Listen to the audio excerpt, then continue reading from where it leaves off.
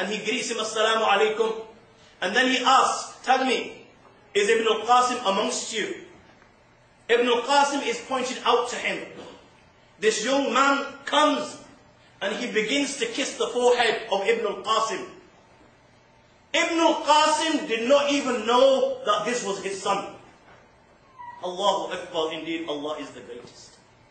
Ibn al-Qasim did not even know that this was his son. Why? Because Ibn al-Qasim left home 17 years ago, and he left in such a state that his wife was expecting, and this was the first time that he saw his son after 17 years with Imam Malik in Madinatul Munawwarah.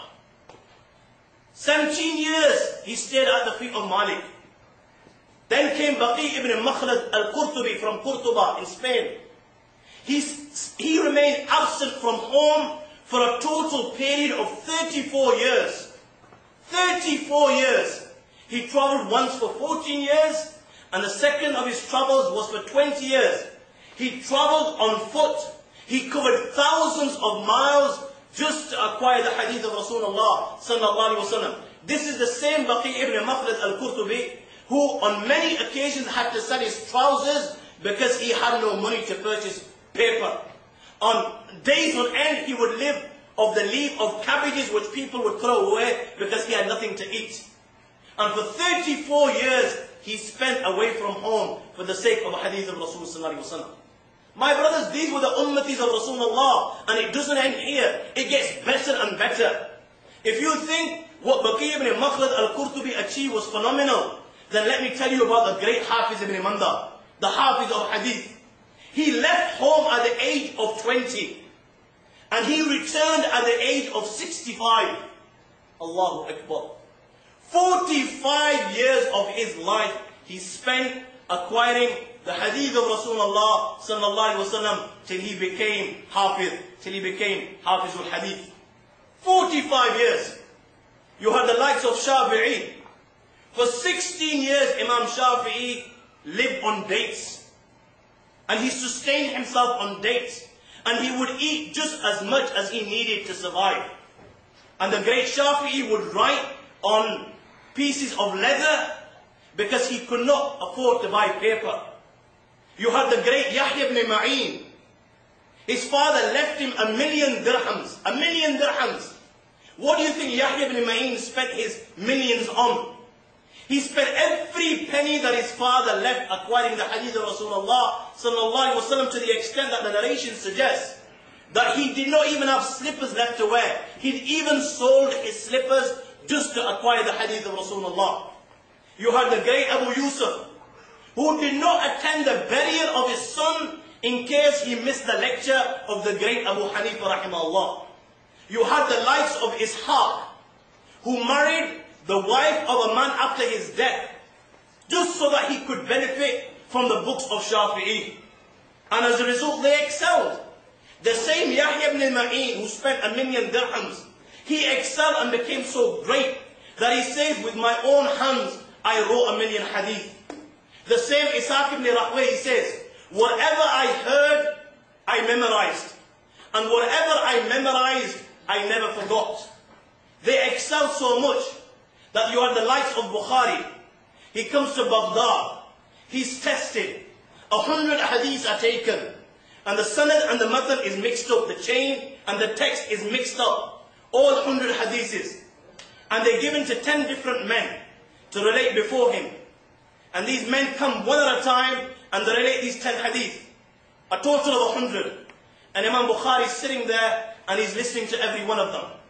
And when he finishes, when they finish, in that gathering, having heard them just once with the mistakes, Imam Bukhari rahimahullah relates every one of them with the mistake as they were recited to him, and thereafter he recites them without the mistake and tells them, this was your mistake, the hadith is like this. All 100 like this in one gathering. You had the likes of Firyabi. When he came to Baghdad, you had 30,000 people attending his lectures. In some gatherings you had 70,000. Allahu Akbar. Today, even in a football match, you don't get 70,000. Can you imagine the atmosphere and the knowledge that these people possessed at a time when the Imam didn't need to hold the mic? Yeah? And 70,000 people are attending the gatherings. The humankind, and sometimes even the jinn kind. And from the top of their heads, they're writing books. The likes of the great Abu Bakr ibn al-Ambari, he's compiled 30 books. Then comes Ibn Shaheen, and he excels. And he writes from the top of his head 300 books. It can't be done. The human mind, if you go by logic, it can't be done in those days when they had no paper. They could barely afford paper. To write 300 books, and each book a masterpiece, it can't be done. Then comes Jalaluddin Suyuti, who defies and baffles the human mind to this very day. And never mind 300, he goes and writes 500. Each book a masterpiece. Then what to say of Ibn Hajar al-Asqalani? Ibn Hajar was Ibn Hajar. Then what to say of Dhahabi? What to say of Ibn Jarir al-Tabari? What to say of Qurtubi? What to say of Ibn Kathir? Allahu Akbar. This is when it came to acquiring knowledge. When it came to speaking the haqq and speaking the truth, then these people did not fear. And again their ambition was to excel and speak the truth. A Bedouin is brought before the king, Hisham ibn Abdul Malik. And Hisham ibn Abdul Malik asks for advice. The Bedouin responds, the Quran is the best advisor. And then he recites the verses of the Quran. وَيْلٌ لِلْمُطَفِّفِينَ الَّذِينَ إِذَا اكْتَالُوا عَلَى النَّاسِ يَسْتَوْفُونَ وَإِذَا كَالُوهُمْ أَوْ وَزَنُوهُمْ يُخْسِرُونَ. In which Allah is talking about the curtailers. Okay, when they take in full. And when they give less.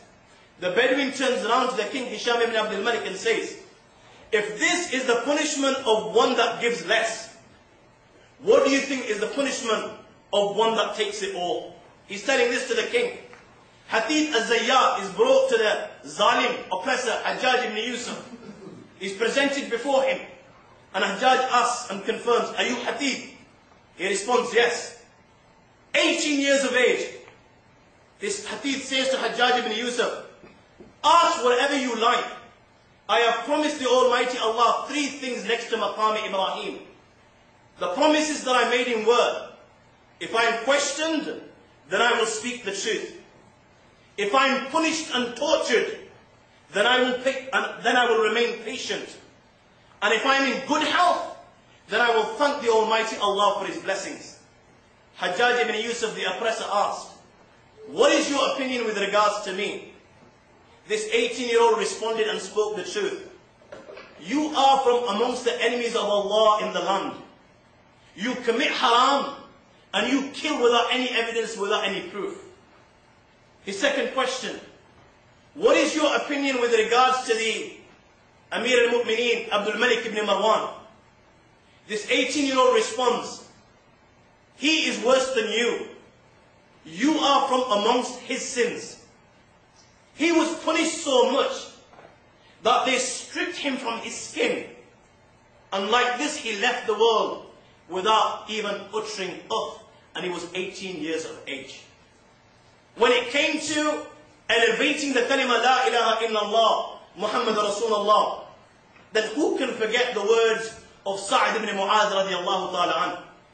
When he was consulted by Rasul sallallahu alayhi wa sallam before battle, what was the response that Sayyidina Sa'd ibn Mu'adh radiallahu ta'ala anhu gave to Rasulullah? He said, Ya Rasulullah sallallahu alayhi wa sallam, فَوَالَّذِي بَعَثَ بِالْحَقِّ لَوْ إِسْتَعْرَضْتَ بِنَا الْبَحْرَ لَخُذْنَا. O Messenger of Allah, O Rasul sallallahu alayhi wa sallam, I swear by the one that has sent you with the truth, if you were to ask us to jump inside the oceans for you, then I swear, O Messenger of Allah, we will all jump inside the oceans with you. And Messenger of Allah, not once from amongst the Ansar will abstain and refrain, and we will all do this for you. What was look at the himmat and zeal of Sayyidina Uqba ibn Nafi' rahimahullah. Conquering city after city, he reaches the shore of the Atlantic. And with his horse he enters the Atlantic. And he keeps on plodding on, and he keeps on going, till his horse can go no more. And when his horse can go no more, he raises his hands and he makes dua.